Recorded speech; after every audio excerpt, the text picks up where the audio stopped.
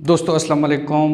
दोस्तों इस लेक्चर में मैं आपको प्रोनाउंसिएशन की 6 ऐसी ट्रिक्स बताऊंगा कि वो ट्रिक्स सीखने के बाद आप इंग्लिश के बहुत सारे अल्फाज को ठीक तरह प्रोनाउंस करना शुरू कर देंगे। आपसे रिक्वेस्ट है कि वीडियो को आखिर तक देखिएगा और मेरे चैनल को सब्सक्राइब कीजिएगा। आइए शुरू करते हैं। सबसे पहला ट्रिक ADJ। ये अल्फाज देखें, ये लफ्ज़ आम तौर पे एडजेक्टिव प्रोनाउंस किया जाता है। ये लफ्ज़ एडजस्ट, ये लफ्ज़ एडज्यूटेंट और ये लफ्ज़ एडजर्न। हालांकि ये लफ्ज़ एडजेक्टिव नहीं है, ये लफ्ज़ है एडजेक्टिव। ये लफ्ज़ एडजस्ट नहीं है, ये लफ्ज़ है एडजस्ट। ये लफ्ज़ एडज्यूटेंट नहीं है, ये लफ्ज़ है एडज्यूटेंट। और ये लफ्ज़ एडजर्न नहीं है, ये लफ्ज़ है अजर्न। इसका मकसद ये हुआ कि इन अल्फाज में डी साइलेंट है, तो कोई भी लफ्ज़ जो कि ADJ से स्टार्ट होता हो उसमें डी साइलेंट होगा। और इस किस्म के बहुत सारे अल्फाज हैं जो कि ADJ से स्टार्ट होते हैं, मगर आम तौर पर देखा गया है कि लोग डी को प्रोनाउंस करते हैं, हालांकि गलत है। 2 MB, कोई भी लफ्ज़ जो कि MB पर इख्तिताम पजीर हो उसमें बी साइलेंट होगा। आमतौर पे देखा गया है कि ये लफ्ज़ तंब प्रोनाउंस किया जाता है, ये लफ्ज़ काम्ब, ये लफ्ज़ बम्ब, ये लफ्ज़ नम्ब, ये लफ्ज़ लैम्ब। हालांकि इनमें से किसी भी लफ्ज़ में ये बी प्रोनाउंस नहीं होता। ये लफ्ज़ है तम, ये लफ्ज़ है काम, ये लफ्ज़ है बम, ये लफ्ज़ है नम, ये लफ्ज़ है लेम।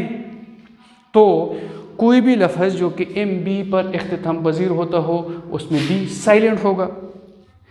ये अल्फ़ाबेट आई प्रोनाउंस किया जाता है जो कि गलत है। ये आई नहीं है, ये आए है, आए। और इस अल्फ़ाबेट के गलत प्रोनाउंस होने की वजह से ये अल्फाज भी गलत प्रोनाउंस किए जाते हैं। जिस तरह ये लफ्ज़ प्रोनाउंस किया जाता है लाइफ, हालांकि लाइफ नहीं है, ये लफ्ज़ है लाइफ। ये लफ्ज़ वाइफ प्रोनाउंस किया जाता है, ये वाइफ नहीं है, ये लफ्ज़ है वाइफ। इस तरह नाइफ, ये नाइफ नहीं है, ये है नाइफ। ये स्ट्राइक नहीं है, ये है स्ट्राइक। तो ये समझ लीजिए कि आई का इंग्लिश लैंग्वेज में वजूद ही नहीं है। ये आई नहीं है, ये आए है। TION की जो प्रोनाउंसिएशन की जाती है, जो ये साउंड बनाता है वो है शन।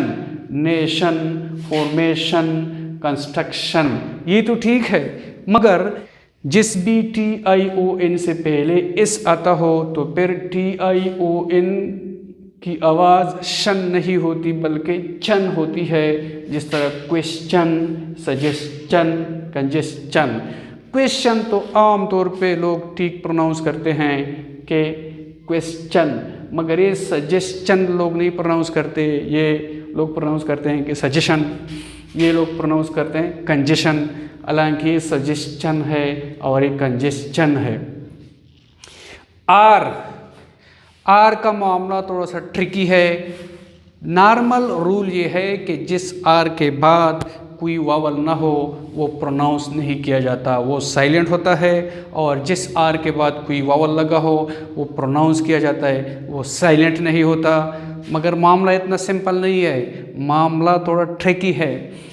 ये तो बिल्कुल 100% ठीक है कि जिस आर के बाद कोई वावल ना हो वो प्रोनाउंस नहीं होता, इट इज़ करेक्ट। बट ये रूल कि जिस आर के बाद कोई वावल हो वो प्रोनाउंस होता है, it is a bit tricky. आइए देख लेते हैं कि किस तरह ये लफ्ज़ कैसे प्रोनाउंस होता है। फार, ये लफ्ज़ एडजर्न, ये लफ्ज़ एयर। हालांकि ये फार नहीं है, ये लफ्ज़ है फॉर। ये लफ्ज़ एडजर्न नहीं है, ये लफ्ज़ है अजर्न। ये लफ्ज़ एयर नहीं है, ये लफ्ज़ है एयर। तो कोई भी लफ्ज़ जिसमें आर के बाद कोई वावल ना हो वो आर प्रोनाउंस नहीं किया जाता। अभी ये मामला कि अगर किसी आर के बाद वावल हो तो उसका क्या मामला है, तो ये है कि आम तौर पर अगर किसी आर के बाद कोई वावल हो तो वो प्रोनाउंस किया जाएगा। जिस तरह रूल, आर के बाद वावल है यू इसलिए प्रोनाउंस हुआ है, और रिस्पॉन्सिबल में आर के बाद वावल है तो ये प्रोनाउंस हुआ है, और रेम में आर के बाद वावल है इसलिए ये आर प्रोनाउंस हुआ है।